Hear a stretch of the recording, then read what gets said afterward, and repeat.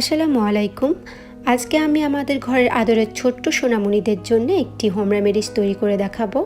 আর যেটি কিনা তৈরি করতে আমি মাত্র দুটো উপকরণ ইউজ করেছি, তাও কিনা বাসায় থাকা উপকরণ এগুলো।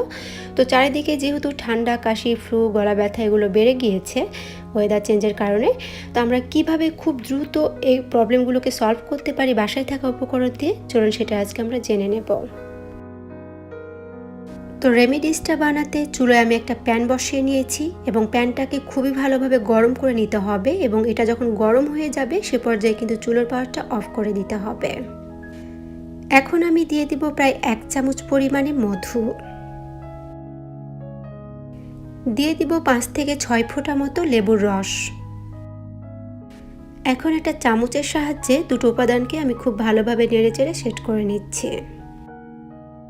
এই রেমেডিসটা এখন বাচ্চাকে হালকা কুসুম গরম অবস্থাতেই খাওয়াতে হবে, তাহলে এটা খুবই ভালো কাজ করবে। তবে যাদের বাসায় ওভেন আছে তারা চাইলে কিন্তু এই কাজটা ওভেনেও করে নিতে পারেন। আমরা তো জানি যে মধু বা সাইট্রাস জাতীয় ফলগুলোকে বেশিক্ষণ জাল করা যায় না, কারণ এগুলোকে জাল করলে কিন্তু এগুলোর পুষ্টিগুণ নষ্ট হয়ে যায়। সেজন্য অবশ্যই কিন্তু আপনারা চুলার পাওয়ারটা অফ করে দেন এই কাজটা করবেন। তো রেডি হয়ে গেল খুবই ঝটপট একটি হোম রেমেডিস এবং প্রাথমিক অবস্থায় মানে বাচ্চার যখন হঠাৎ করে কাশি বা ঠান্ডার মতো প্রবলেমগুলো দেখা দিবে, তখন যদি আপনারা এটি দিনে 2 বার বা 3 বার বাচ্চাকে করে খাওয়ান, তাহলে দেখবেন আলহামদুলিল্লাহ এটা খুবই ভালো কাজ করবে। তবে অবশ্যই এই বিষয়টা মনে রাখবেন যে এই রেমেডিসটি কিন্তু হালকা কুসুম গরম অবস্থাতেই বাচ্চাকে খাওয়াতে হবে।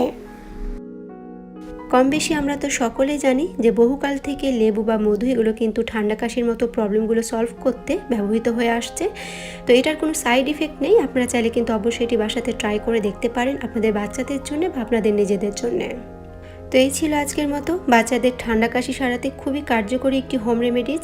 আশা করি আপনাদের রেমেডিটি ভালো লেগেছে। যদি ভালো লাগে তাহলে প্লিজ লাইক, কমেন্ট এবং ফ্রেন্ডস অ্যান্ড ফ্যামিলির সাথে শেয়ার করতে ভুলবেন না।